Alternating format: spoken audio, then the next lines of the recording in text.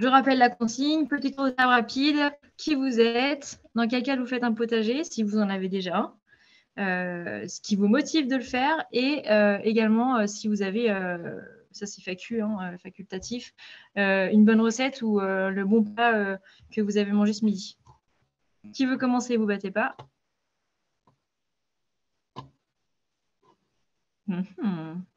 Lilotopia,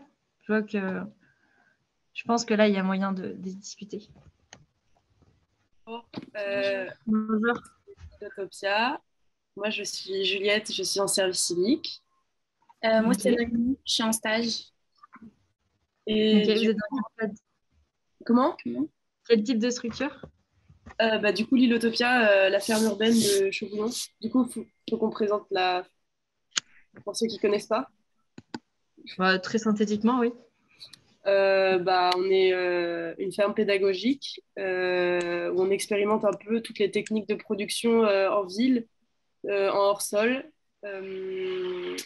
Et voilà, donc on a un petit espace de 100 mètres carrés, on fait de l'aquaponie, c'est de la culture avec des poissons. On fait de l'hydroponie,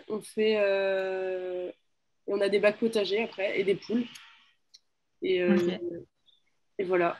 Du coup, le potager, on le fait surtout ici. Enfin, nous, on a plein de légumes, plein de fruits, de fleurs, d'aromates. Et voilà. Ce qui vous motive? Ce qui me motive, c'est de montrer aux gens de la ville qui ne sont pas forcément sensibilisés à ça, que c'est possible, même sans avoir un jardin, de cultiver chez soi. Parce qu'il y a des moyens de production qui permettent de cultiver en intérieur ou sans avoir besoin de terre, etc. Super, c'est aussi ce qu'on essaye de montrer et d'encourager. Le petit bonus ou pas de petit bonus? C'est un petit bonus. Pas de petit bonus. Ce midi, j'ai mangé des pâtes avec une sauce maison. Voilà. Super. Sauce tomate maison. Simple, efficace. Voilà. Qui veut prendre le relais? Ouais. Aude. Oui, bonjour. Vous m'entendez bien, moi? Oui, on vous entend bien. Ok. Eh bien, bonjour tout le monde. Moi, c'est Aude. J'habite du côté de Niort, donc dans les Deux-Sèvres, pas loin de ces fameuses méga-bassines dont on parle souvent à la télé en ce moment. J'ai un jardin de presque 1000 mètres carrés de terrain. On a emménagé l'été dernier et je voulais en faire quelque chose cette année. Donc là, j'avais commencé avec des pieds de choucal avant l'hiver dernier. Là, maintenant, ça monte en graines. C'est peut-être les rares choses que j'ai dans mon jardin pour l'instant parce que justement, par rapport à cette réunion d'aujourd'hui, moi, j'ai un sol très argileux. Et donc, c'est pour ça que j'étais intéressée par ce que je pouvais faire avec un sol qui est argileux parce que, voilà, je suis un petit peu embêtée. Alors, je fais quelques petits trucs. Vous ne pourrez pas les voir parce qu'elles sont un peu loin, mais j'ai un potager en cagette. En fait, j'ai décidé de faire ça un petit peu surélevé. Et puis quelques bacs et autres que j'ai mis en place en attendant de pouvoir vraiment faire dans mon jardin. Et donc voilà, je fais ce potager en solo. J'ai un fils de 2 ans, donc lui, il m'aide comme il peut, on va dire, avec l'arrosage notamment. Mais voilà, je fais ça plus en solo. Et voilà, moi, j'ai un projet personnel de jardin pédagogique, vraiment qu'avec des plantes. Notamment les plantes médicinales. Donc, c'est aussi l'occasion de m'auto-former un petit peu à tout ça avant de faire une véritable formation d'herboriste quand je le pourrai. Voilà. Mais super. Donc, c'est à peu près tout pour moi. Après, le petit bonus, j'ai mangé du blé ce midi avec un petit peu de viande. Voilà. Super. Qui veut prendre la suite? Présenter son projet. Rémif, par exemple. Bonjour à tous. Ah, il faut ouvrir le micro. Je l'avais coupé, désolé. Il n'y a pas de souci. Donc, ouais, le F, c'est pour mon nom de famille, c'est Franklin. Bref. Moi, je travaille au golfe de Seille, à côté de Toulouse. Super. Et, et en Donc, fait, on a décidé de se lancer dans la création d'un potager. On a un domaine de 120 hectares. On s'est dit on arriverait bien à trouver un petit coin pour caser un potager. Donc voilà, on a lancé ça. C'est notre deuxième participation à la Coupe de France des potagers.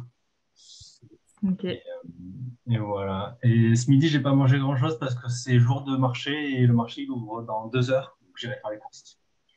Ah, super. Ça, c'est quelqu'un qui... Super. Est-ce qu'il vous motive dans le projet potager dans le club? Faire découvrir à beaucoup de gens. On a la chance du coup d'avoir un golf. Donc du coup, on a vraiment tout âge, que ce soit des enfants jusqu'à à des personnes beaucoup Super. plus âgées. Donc voilà, on peut partager ça avec tout le monde. Trop bien. Qui veut prendre la suite? Turbi. Ça peut être juste 2-3 mots. On vous entend Ouais. pas. Bonjour à tous. Ah si, c'est bon. Alors, moi, vous m'entendez pas? Si, c'est bon, c'est bon. Ouais, c'est bon, ok. Moi, je suis en réunion. Du coup, on a ici cette année qu'on a commencé au mois de septembre. On est parti de rien du tout, juste 100 mètres carrés. Et du coup, on participait classe, les collègues volontaires, les élèves le midi, les parents le soir. Et là, on est arrivé à quelque chose qui est prêt à planter. Mais en fait, je me suis un peu précipitée et je crois que... Alors, on est à l'envers parce que moi, je suis à La Réunion. Et donc là, on a encore beaucoup de chaleur, un soleil très fort, on est beaucoup de pluie. Et donc, ce qu'on a mis en terre pour l'instant, en fait, ça a encore trop de rude comme condition pour que ça fonctionne. Et voilà, dans notre coin, il faut vraiment que j'attende, que je patiente, que j'attende début mai pour faire quelque chose. Mais du coup, on est confronté à l'autre difficulté, c'est que ça va charger. On va commencer à récolter pendant les vacances. Les enfants ne seront plus là. Donc, ça, c'est un petit problème. Enfin, je ne sais pas comment il faudrait que je résolve ça. Peut-être en choisissant les bonnes variétés ou en choisissant les bonnes cultures pour que l'école puisse en profiter. C'est ça, c'est voilà. des choix Donc, stratégiques. ce qui me motive, c'est la transmission. Et puis, j'adore du temps au jardin avec les enfants parce que les observer au jardin, c'est vraiment l'éclate, quoi. Et ils adorent. Trop bien. Voilà.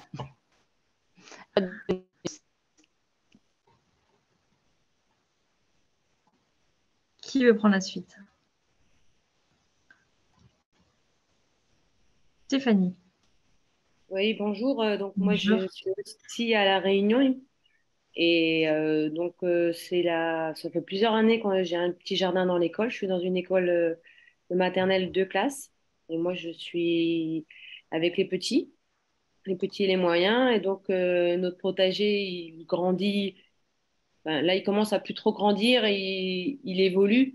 On avait le romarin qui commence à être un peu plus ancien, qui du coup se porte moins bien, alors que les autres années, il était en croissance. Et pour répondre à la collègue qui était juste avant, moi, je plante beaucoup enfin, c'est bien aussi de planter à cette époque parce qu'il y a de l'eau. Je crois qu'elle était à La Réunion, c'est ça? Oui. Et effectivement, quand on attend trop la fin de l'année, on se retrouve à récolter en juin. Moi, la première année, j'ai récolté en janvier et en juin et ça fonctionne pas bien. Donc moi, je sème des brèdes, qui est une plante locale, euh, en première période, de façon à ce que ça grandisse pendant les vacances d'octobre.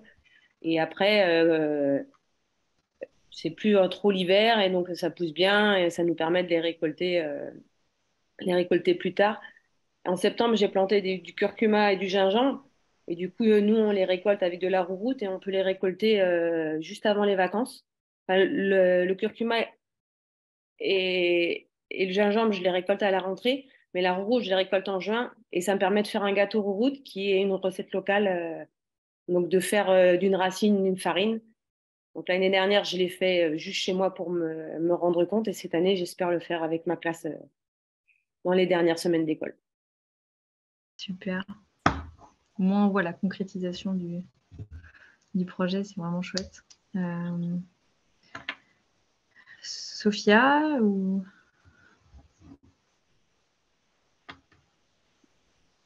Bonjour. Bonjour. Alors, je me présente, moi c'est Sophia, je suis médiatrice dans un centre social à Nice. Et nous avons des potagers, mais qui sont attribués aux habitants, donc qui s'en occupent. Et là, on a pour mission d'avoir nous aussi une petite parcelle et de faire quelque chose. Et moi, je vous avouerai que je suis totalement novice en jardinerie, je n'y connais pas du tout. Eh ben, bienvenue. Voilà, avec honnêteté, j'ai toujours habité en appartement, j'ai jamais eu de jardin. J'ai eu 3-4 bambous voilà, que j'ai réussi à garder, mais c'est tout. C'est tout? Eh ben, vous êtes au bon endroit. Je suis bien contente d'être là alors. On est à Nice. Alors, on a encore la salle.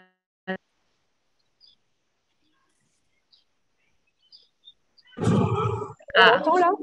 Oui. Alors, nous, on est. Moi, je suis. On m'entend ou pas? Non, on m'entend pas? Si, un petit souci, mais on. Ça va? Ça passe Oui. pas très bien. Je suis CPE dans l'Oise et on est dans un lycée professionnel, cuisine, restauration, etc. On a des classes de CAP qui vont de CAP et de seconde jusqu'à la terminale. Et en fait, avec les classes de CAP, restauration, terminale CAP, on a décidé de faire participer à la Coupe du potager. On s'est inscrit quand il fallait s'inscrire. Et on a commencé là à faire des petits carrés de potager. Alors on essaye de les initier au développement de la graine. Enfin, on essaye de le faire un peu au style jardin-forêt, dans des petits carrés de potager. Ils ont déjà mis des petits pois qui sont sortis, des fraises, des radis, des salades. Le problème qu'on va avoir, évidemment, c'est comme tous les établissements scolaires, c'est quid des vacances scolaires. Ouais. Donc là, concrètement, on est en vacances scolaires, nous, dans l'Oise. Donc, qui arrose? Bon, comme on a planté assez tôt, j'espère qu'il va y avoir suffisamment d'eau. Mais en effet, je ne sais pas si on aura des récoltes dès le mois de juin. Et puis l'été, il n'y a personne. Donc, voilà. Okay. Donc, c'est un peu empirique et très expérimental, quoi. Mais les gamins sont contents. Voilà. Ah. Ok, c'est noté. Delphine, notre chère Delphine, inscrite doublement à la Coupe de France du potager. Oui, bonjour, je ne sais pas si vous m'entendez. Je suis un peu en bord de route, vous m'entendez? Oui. Ah, super. Parce que je ne suis pas chez moi en fait. Là, je suis en Lorraine, mais habituellement, donc notre potager personnel, il est du côté de Poitiers. Donc, c'est un grand changement de vie pour nous parce qu'on a déménagé, on a habité sur la Côte d'Azur et on s'est installé du côté de Poitiers, à Nintré exactement. Et on a une équipe familiale qui s'appelle les Choupissons, ça veut dire les bébés des hérissons, voilà. Donc c'est un grand terrain avec potager, verger, des poules depuis 3 jours, une grande aventure qui commence, voilà. Et voilà. Et puis voilà, on démarre. Famille, très sympa. Et une autre casquette aussi, donc je suis enseignante en école maternelle. Et donc, on démarre aussi un jardin potager depuis cette année avec les collègues qui sont très motivés. Notre équipe s'appelle les drôles du Prévert parce qu'ici, on appelle les enfants les drôles, voilà. Et on est parti sur cet automne avec un potager en lasagne. Voilà, on a recyclé tout ce qu'on avait sur place et puis ça fonctionne super bien. Voilà, les parents ont apporté plein de compost et on a des surprises, on a des petites courges qui démarrent là. On a eu des pommes de terre sans avoir rien planté. On a déjà des petites surprises. Mais bien sûr, maintenant on a planté quand même des choses. On a des fraises, des petits pois, des radis, et plein de fleurs. On mélange tout et voilà. Ça démarre et c'est chouette. Tout le monde est motivé. Voilà. Ok. Est-ce que Christian, Maxime voulait prendre le relais? Oui, bonjour. Ah, on va dû faire un pas. Allez-y. Oui, Christian. bonjour. Oui, Christian, donc je suis aussi de La Réunion. Problème de vidéo, de caméra, donc je ne peux pas apparaître. C'est la deuxième année où je participe, où l'école participe à la Coupe de France du potager. Donc nous, on est dans le sud de l'île de La Réunion. Donc comme ceux qui sont de La Réunion actuellement, il fait encore très chaud, il pleut énormément. Cette année, nous, avant de s'attaquer aux plantations, on s'est attaqué d'abord au sol, parce que l'année dernière, on avait voulu planter avant de s'occuper du sol et on n'a pas eu des résultats très probants. Et donc, on s'est rendu compte qu'il était intéressant de s'occuper de ce sol, de ces auxiliaires, pour mettre toutes les conditions pour que ces petites plantes puissent grandir avec les enfants. Donc, c'est ce que nous sommes en train de faire actuellement. On a terminé, nos sols sont prêts. Et donc, on va passer aux plantations donc, très rapidement. Pour le problème des vacances, alors, nous, on a eu la chance de s'appuyer sur une association de quartier qui, elle, est juste à côté de l'école. C'est-à-dire qu'elle fait des actions sur le temps scolaire avec nous. Et elle peut accéder à l'école avec convention avec la mairie pour pouvoir, avec ses adhérents, pendant les vacances scolaires, participer au potager. C'est-à-dire que, comme le dit la charte de la Coupe de France, hein, on produit pour se nourrir et il faut que rien ne gâte, pas de gaspillage. Donc, l'idée, c'est que quand les légumes ou les fruits arrivent à maturité, ça sera pour celui qui sera sur le potager à ce moment-là. Donc, c'est la façon dont nous, on a procédé. Et donc, on agit aussi avec un lycée professionnel qui permet d'avoir ce lien avec, parce que nous, on est école maternelle, on essaie d'avoir un lien intergénérationnel, on essaie de faire entrer les parents à l'école et donc en même temps les lycéens pour qu'il y ait vraiment cet échange autour du potager. Donc là, l'idée, c'est d'essayer de trouver une solution pour que le potager il est accessible aux enfants sur le temps scolaire, que les parents aussi puissent y accéder, les parents de l'école puissent y accéder sur le temps scolaire, pas forcément avec des enfants, mais pour aussi recréer ce lien social qu'on avait perdu un peu pendant le Covid, et de refaire un petit écosystème agréable, personnes, plantes et tout, pour se rapprocher de la terre, quoi, pour revenir à l'essentiel. Voilà. Donc, la motivation, c'était celle-là. Et ce que j'ai mangé, des bras de chouchou. Les bras de chouchou sont, comme le disait, voilà, ce sont les feuilles de la liane qui donnent des chouchous, la Christophine. Et donc, on les mange en fricassé et c'est très, très bon. Voilà. Je confirme. Maxime et Léa, si vous voulez. Et après, on va conclure ce tour de table. Bonjour à tous. Maxime. Ouais. Donc, Maxime, je suis professeur d'histoire-géographie et référent développement durable dans un collège à Arban, donc à la frontière entre l'Ain et le Jura. Et cette année, on a commencé un potager avec des collègues et les élèves. On a vraiment commencé au mois de juillet. On a fabriqué des carrés potagers parce qu'on a un petit espace vert, mais ce n'est pas de la bonne terre. Il y a très peu d'épaisseur, c'est caillouteux. Donc, on a opté pour cette option-là. Donc, on les a fabriqués avec les élèves au mois de juillet. On a mis en terre et on a commencé en septembre. Et du coup, pareil que pour les autres enseignants, que faire pendant les vacances? Et puis, on se posait dernièrement la question de ce qu'on pouvait faire de nos productions. Est-ce qu'on avait la possibilité de les cuisiner au collège, etc. Ok. On a Léa qui nous a dit en commentaire intégrer l'ensemble de l'équipe pédagogique dans notre projet et faire participer l'école primaire de la ville. Je ne sais pas si vous voulez rebondir.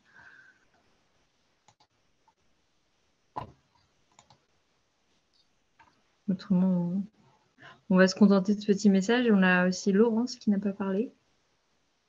Oui, bonjour. Vous m'entendez là? Oui, on vous entend. Oui. Bon, bonjour à tous. Moi, je suis enseignante en maternelle à Dracé. C'est un petit village au nord de Lyon. Voilà. Donc, cette année, c'est la première fois que je participe à votre concours, enfin, à la Coupe de France. Je trouve ça intéressant de pouvoir échanger là parce qu'il y a plein de collègues ou de gens de différentes origines au niveau territoire. Alors moi je commence, moi j'aime déjà beaucoup le potager, donc j'en ai un personnel. J'essaie de sensibiliser les collègues, mais il y en a qui sont plus orientés sport, d'autres plus orientés quid aussi du problème des vacances. C'est un tout petit potager que j'ai, c'est des petits carrés, on a 8 carrés de 1 mètre carré. Et moi, j'ai commencé avec les élèves un petit peu à les sensibiliser sur les petites fleurs, ce qu'on pouvait mettre et puis essayer de faire un petit planning, comment les planter. Là, on a planté des carottes, des radis, enfin semé des carottes, des radis, on a mis des fraises. Et on va mettre aussi des petites fleurs. Alors, moi, j'ai la chance que même pendant les grandes vacances, il y a quand même les gens il y a deux personnes de la mairie qui s'occupent un petit peu d'arroser les plants. Ce que je trouve, ce qui serait peut-être bien, c'est que là, vous avez marqué qu'il fallait faire une auto-évaluation au mois de mai. Mais je pense que moi, le potager, il va arriver peut-être plus à terme en septembre-octobre, quand les élèves, il y aura peut-être des courges, il y aura peut-être d'autres légumes. Donc, je crois qu'il y a eu 2 périodes d'évaluation, c'est ça, enfin d'auto-évaluation. Est-ce que vous pouvez me confirmer ça? Normalement, pour les scolaires, c'est juin. Ah, c'est juin. Ouais, d'accord. Tout à fait. Après, pour certaines structures associatives et tout ce qui va être particulier, on fait l'évaluation à l'automne. D'accord. Donc, ça sera à rediscuter. Mais c'est vrai que cette année, on accompagne, merci beaucoup, davantage les équipes sur l'ensemble de l'année scolaire. Donc, c'est pour ça qu'on incite à s'inscrire au plus tôt, parce qu'on peut aussi faire des plantations, des légumes au printemps, des haricots, etc., et qui font qu'on a des récoltes plus tôt dans l'année et on peut en profiter avant même d'aller en vacances. Donc ça, c'est à réfléchir aussi dans les choix, dans les stratégies, etc. Mais avant même d'en dévoiler un peu plus, on va donner la parole à Cécile, notre chère Cécile, que peut-être certains ont eu l'occasion de rencontrer, qui vient avec nous organiser des événements de formation en permaculture dans le cadre de la Coupe de France du potager et des coupes locales surtout. Et donc, si tu peux te présenter, Cécile, ce que tu fais et nous dire, voilà, on est en avril, les petites choses à faire en ce moment, ce qu'il est opportun peut-être de planter, semer, ou comme des bons gestes, des conseils à nous apporter. Voilà, je te laisse prendre la main un petit peu sur... Je m'appelle Cécile, j'ai un écolieu à Grivry, à Gometz, dans le sud de Paris, dans le sud de la région parisienne. On a un potager de 800 mètres carrés, essentiellement pédagogique. Ce midi, j'ai mangé des blettes de Grivry, je suis super contente. La question était pour moi. J'ai préparé en plus, j'ai eu le temps de la préparer. Blettes et asperges. On a des asperges qui sont venues spontanément, donc c'était chouette. Et puis la fin des pommes de terre. Donc super question, super bonus. Ouais. En gratin, c'était bon. En ce moment, tu nous enverras la recette. Un peu d'où vous êtes. Chez nous, il fait encore assez froid, donc j'ai encore rien semé. J'ai fait des semis au chaud de tomates, poivrons. Mais sinon, en pleine terre, j'ai mis des radis, mais pas grand-chose. J'attends que ça se réchauffe bien. Et je ne sais pas si vous avez tout le monde à pailler pendant l'hiver, un bon gros paillage. Donc là, on en est à retirer les paillages pour que la terre se réchauffe un peu. Mais je ne suis pas pressée de semer. Je vais semer plus début mai, après les vacances, pour qu'on puisse bien surveiller les semis. Effectivement, j'avais peur des vacances scolaires. Et puis, je me dis qu'après les vacances, on va tout semer. Beaucoup. Ben voilà, les carottes, les radis, les haricots, les petits pois. Si, on a planté des patates. Les patates, c'était vraiment le moment, si vous voulez planter des patates en ce moment. J'entendais quelqu'un avec un sol argileux. Moi, j'aurais recouvert. Argileux, c'est bien, mais il faut introduire beaucoup de matière organique. Et il faut vraiment nourrir les vers de terre et toute la microfaune du sol pour que ça aère. Un bon coup de grêlinette dans l'argile et 20-30 cm de fumier, de tout ce que vous avez de tonte, de feuilles mortes pour faire un élevage de vers de terre. Et cet élevage de vers de terre, il va aérer le sol et enfouir la matière organique. L'argile, c'est une super terre. C'est simplement qu'il faut vraiment la nourrir perpétuellement. Et on dit que la texture, elle appartient au jardinier de la mettre en couscous. Donc grélinette. Ne jamais travailler le sol argileux quand il pleut. Sinon, vous faites de la poterie. On travaille à sec. Et voilà. Et puis des oyas pour garder l'humidité. Ça, c'est bien. Ça peut être aussi une idée aussi pour les absences un petit peu.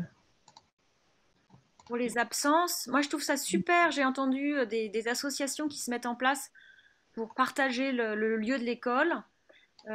J'ai aussi rencontré des gens qui accueillaient des militaires. Voilà, accueillez des associations. Soyez en lien avec la mairie pour que le potager reste occupé, choyé et profite effectivement à d'autres que l'école. Je trouve ça super. Et sinon, pour traverser les périodes, eh ben, Oya, paillage. C'est vraiment la base. Récupérer toute l'eau de pluie qu'on peut. En question, j'avais reçu une question pour les gens de la Réunion. Sur les fourmis. Comment on les appelle ces fourmis? Fourmis plantains? Non, les fourmis... J'ai oublié. J'ai regardé hier. Les fourmis du manioc qui attaquent le manioc. Fourmis manioc. Ouais. Alors en permaculture, on dit le problème, c'est la solution. Donc on étudie les fourmis pour savoir quels vont être les ravageurs de ces fourmis. Qui va les manger, les batraciens, les tapirs. Charlotte, je t'avais envoyé un document. Est-ce que tu peux le mettre en partage d'écran? On va demander à Margot de nous le mettre en partage d'écran. Ok. Donc ça, c'est la permaculture qui dit ça. Et ces fourmis, elles vont découper des feuilles. Elles sont vraiment très, très malines. J'ai regardé un peu hier ce qui se passait. Moi, je ne suis pas de la Réunion, donc j'aurais du mal à répondre. Mais la vision de la permaculture, c'est de dire on utilise les auxiliaires naturels. Les auxiliaires naturels, les fourmis, elles utilisent les plantes pour faire du compost, pour cultiver des champignons. Et donc, de planter des trucs antifongiques qui vont pas bien faire en compostant des champignons, ça serait une lutte intégrée. Comme ça, les fourmis vont voir ailleurs. C'est tellement malin. Il s'agit essentiellement de plantes à action fongicide. Voilà, antifongique et fongicide, c'est la même chose. La nature est bien faite. Ouais. Et notamment, faire pousser du sésame, des patates douces. Les patates douces, c'est chouette à mettre en culture, ça marche bien, ça produit beaucoup. Je pense que pour une école... Alors, je ne sais pas quand vous mettez les patates douces et le sésame, vous allez demander à vos voisins. Moi, je ne suis pas de la Réunion, mais je vais demander aux voisins. C'est valable pour tout le monde. Allez voir dans les jardins potagers autour de chez vous et regardez ce qu'ils mettent. Et c'est ça qu'il faut mettre. Vous faites comme les voisins. Donc, on a commun, sésame. Donc, ça, sésame, on peut faire aussi bien le manioc aussi. La pomme et cannelle. Le pois cochon, je ne sais pas si vous connaissez le pois cochon. Ça m'a l'air d'être une bonne fabacée. C'est chouette. Très intéressant. Donc là, ce qui est intéressant aussi, c'est que bon, on a une diversité de profils. On a des débutants et ceux qui sont là depuis déjà 2 ans et qui retiennent de leurs expériences, dont Christian qui parlait de l'attention portée au sol cette année. Et voilà, ce qui est intéressant dans la philosophie, permaculture, jardinage naturel, etc., c'est d'être dans l'observation de son écosystème, de la parcelle, pour avoir un sol en bonne santé, qui permettra d'avoir des plantes en bonne santé. En fait, c'est comme ça qu'il faut voir les choses. Et donc, ça demande des observations et de comprendre un peu comment interagissent les choses les unes entre les autres. Et pour les vers blancs, vous auriez une solution? Les vers blancs, il faut déjà les identifier parce qu'il y a des vers qui sont bons et des vers qui sont nuisibles. Moi, je connais cette petite phrase qui est complètement sexiste qui dit les vers blancs, c'est comme les femmes. Grosse tête, petit cul, c'est pas bon. Petit cul, grosse et petite tête, gros cul, c'est bon. Voilà, on le retient comme ça. C'est terriblement horrible et on les retient. Bah là, en fait, ils font des il y a un sort de tissage au niveau des fleurs et la plante, elle meurt. Donc, Ah, ça doit c'est pas pas être des bon. bulbes. Eh ben, la même Et réponse que pour les fourmis. Il faut créer une bonne biodiversité autour et mettre. C'est sur quelle plante que vous les avez, ces vers? là, je les ai sur du thym et surtout sur de la verveine citronnelle. Hmm. Vous avez des Alors, moi, photos de ces bestioles? regarde si j'en ai dans ma plante, chez moi. Moi, je mettrais déjà des nichoirs. Faites, accueillez des oiseaux, mettez des graines, des abreuvoirs. Souvent, chez moi, j'en ai dans ma rose du désert. Et moi, je traite à la maison, mais elle n'est pas très imposante. Je la traite au savon.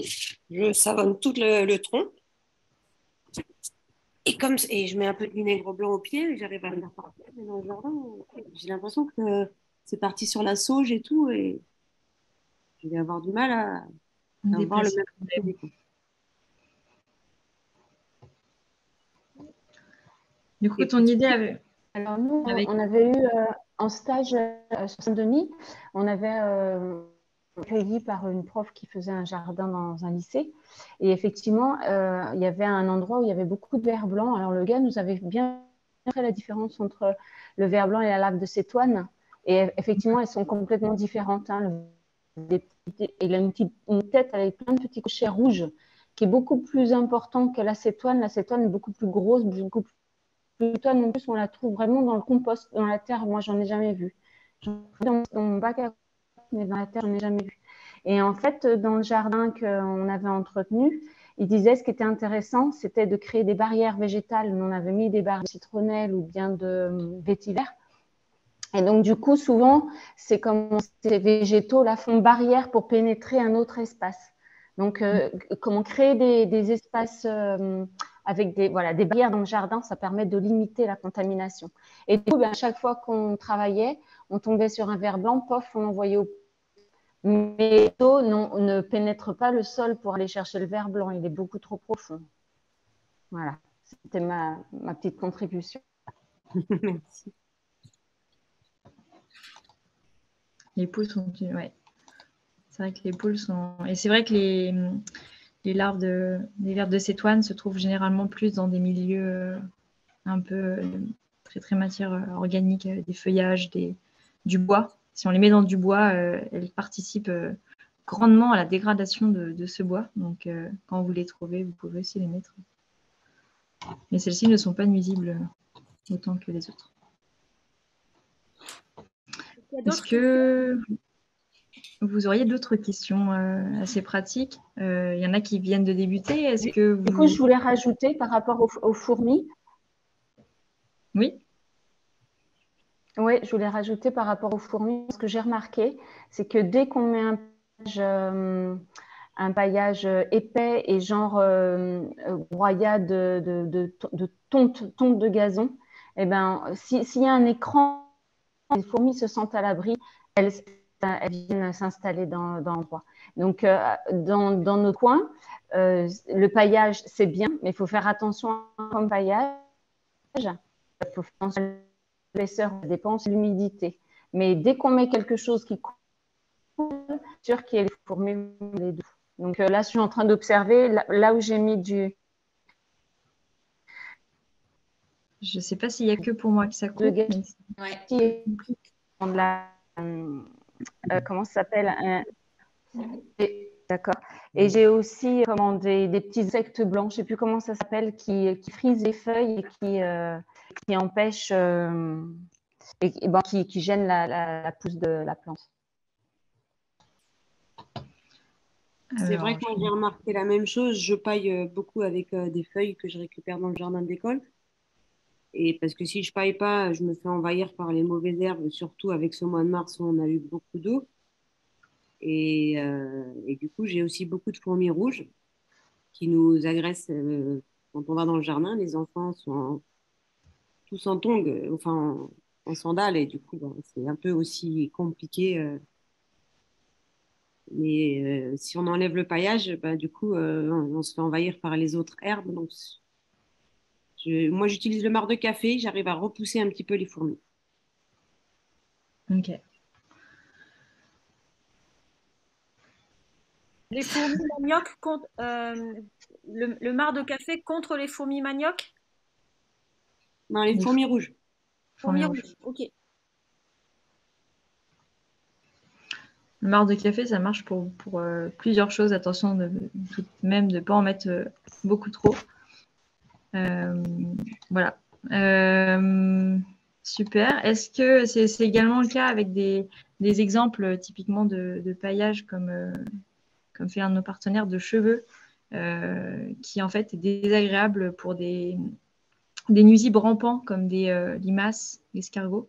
Donc, lorsqu'on utilise des choses qui sont un peu rugueuses, ça va permettre d'écarter un peu ces rampants du potager. Est-ce que certaines autres personnes ont des questions sur leur premier pas, leurs premières actions sur le potager?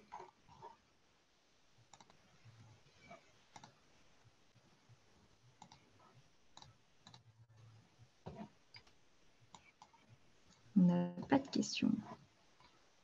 On a Margot qui nous demande si ces semis de tomates filent, est-ce que c'est rattrapable? Alors, c'est un manque de lumière et un peu trop de chaleur. Donc, il faut beaucoup de lumière et moins de chaleur.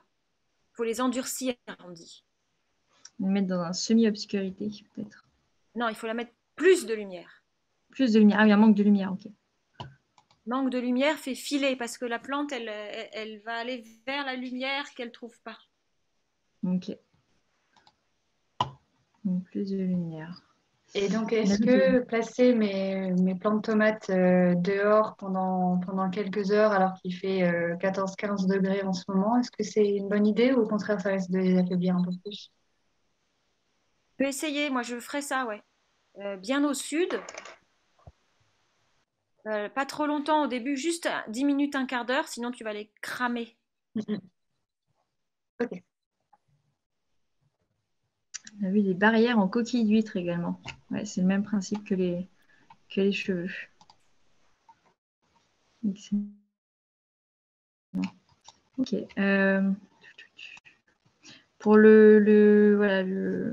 l'aspect vacances qui est quand même pas mal ressorti juste avant, on va faire une visio, une animation visio sur la gestion de l'eau, qui est l'un des points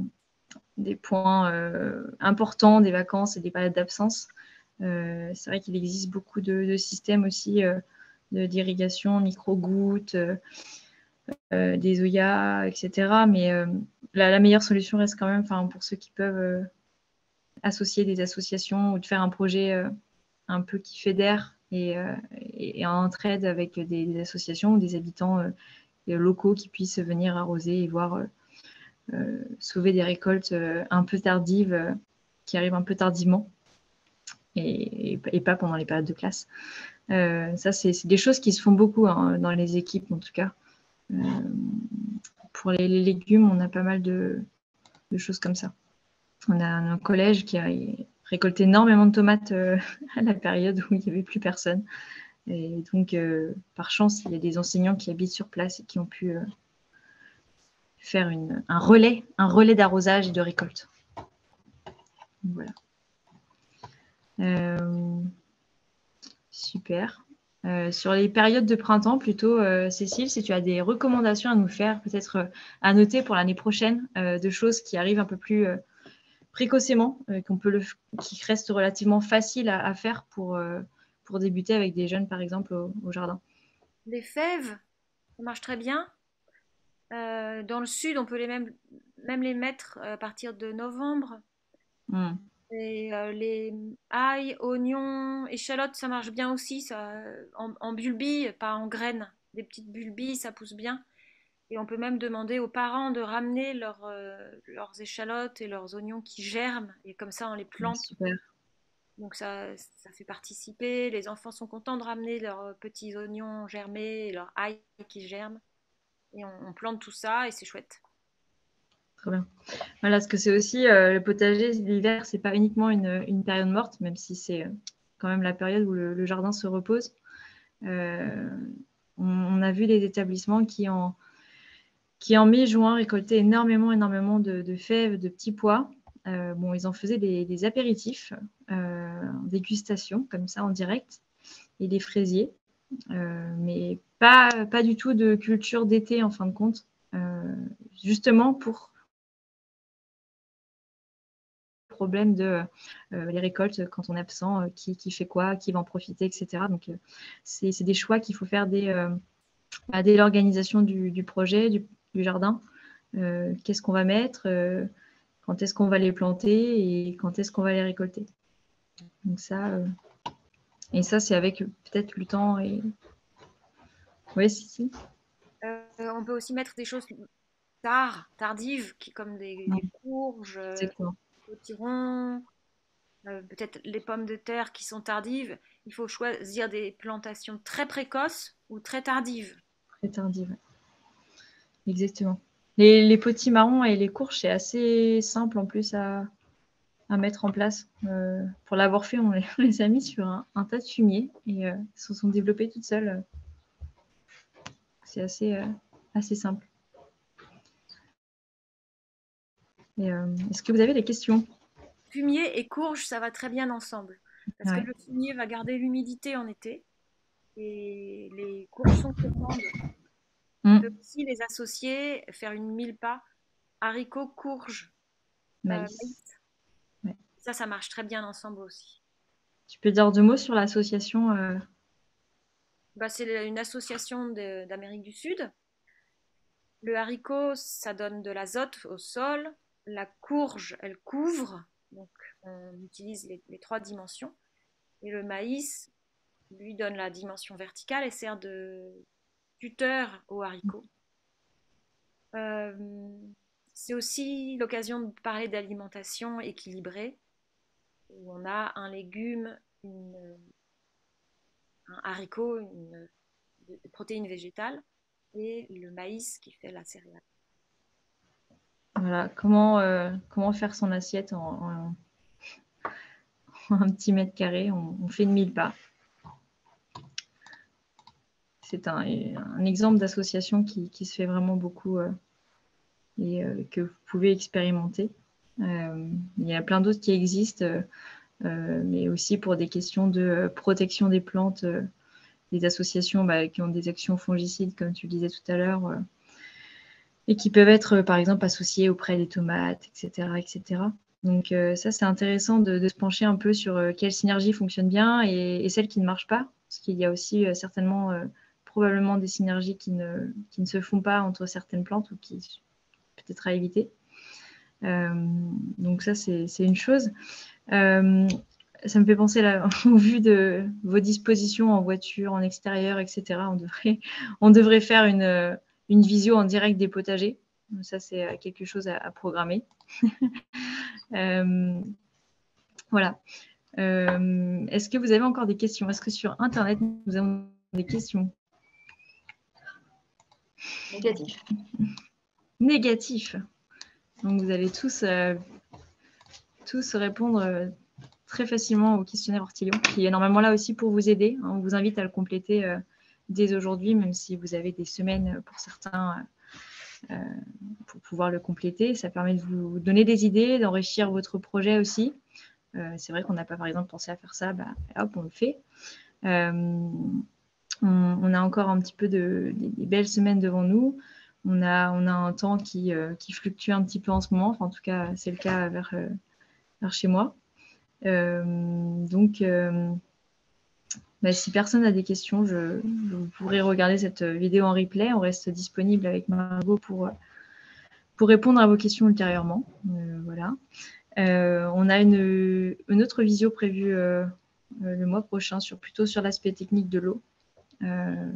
Les enjeux, je pense que ça va en intéresser certains sur la gestion, aussi peut-être sélectionner ces plantes assez rustiques qui n'ont pas besoin d'énormément de quantité d'eau, etc. Donc, ce sera l'occasion de parler de tout ça.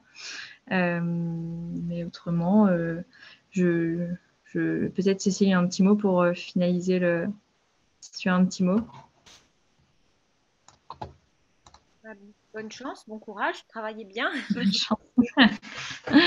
Bonne chance.